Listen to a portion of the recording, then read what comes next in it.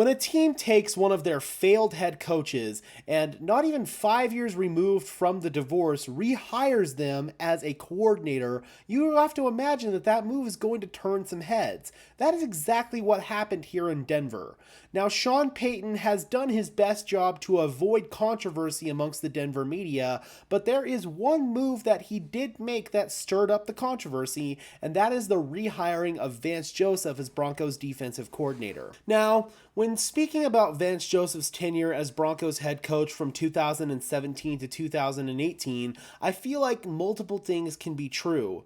Yes, he was set up to fail by having a micromanaging organization led by John Elway, as well as not having a real quarterback, but at the same time, he was also in way over his head as a head coach and was not the best person to manage that kind of situation, and not the best person to deal with a micromanaging GM and president and CEO of the team. It was very clear that Vance Joseph was not the guy who ran things in the Broncos building. We've heard guys who were in that building, such as Derek Wolfe, speak out about this. It was John Elway and Joe Ellis running the show, and they were making the decisions at the top, and they were micromanaging stuff, even how practices were structured. Typically, that's all on the head coach, not the GM and the president and CEO of the team.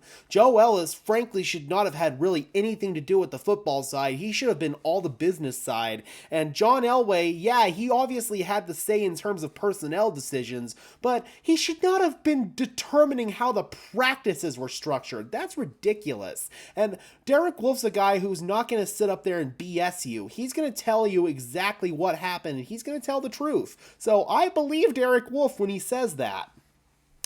So Vance Joseph was definitely set up to fail, but at the same time, he had no ability to take ownership of that situation, and he was not able to really take command of the troops because players knew that he really had no authority, and he didn't really have the no-nonsense attitude that Sean Payton does, that you could just rally behind them just based on his attitude alone. You know, that's not the kind of guy that Vance Joseph is. He's not that big-time galvanizing leader that Sean Payton is. Now, Vance Joseph is a guy that was definitely highly respected in the Broncos locker room. We're going to touch on that later in this episode. And he's also a guy that garnered a lot of respect in the Arizona Cardinals locker room for his past 4 seasons there. That was showcased heavily on Hard Knocks this past year. But at the same time, Vance Joseph is clearly one of those guys that is not the alpha leader in the locker room that is necessary to be a head coach.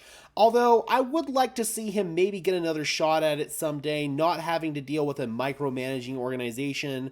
But I also feel like VJ is probably better off as a coordinator, and he's now going to get his shot to make good here with this Denver fan base after really getting the short end of the stick in his 2 years here previously. There aren't that many players who are actually still here from Vance Joseph's previous tenure. The roster has undergone a lot of turnover over the past 4 years, but one guy who was here during VJ's previous tenure was Justin Simmons. Simmons recently spoke out to the Denver Post on Vance Joseph's return to the Mile High City and how he truly feels about him coming back. Now, this information is coming from Mile High Huddle. I love VJ, love him. Obviously, it was unfortunate the way the stint turned out when he was here as the head coach.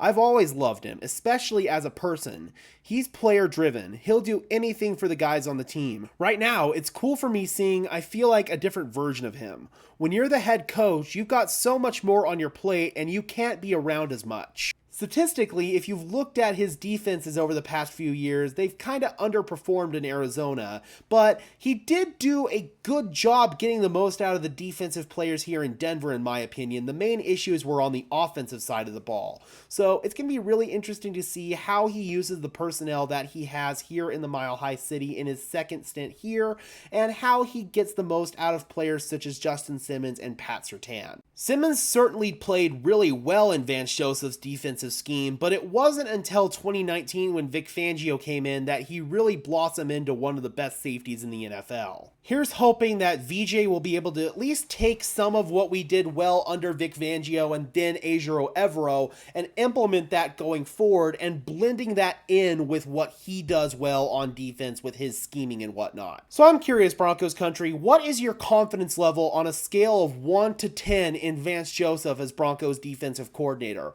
Right now, until I see where things are in training camp and the preseason, I want to keep it around a 5, maybe a 6, but that could certainly go up or go down depending on what we see. Drop those comments down below. I would love to hear your opinions, guys. Be sure to leave a like on this video as well as subscribe and ring the bell so these videos appear in your notification feed. And until next time, guys, this has been another episode of Denver Broncos Syndicate. I am your host, Gage Madrid, saying peace out.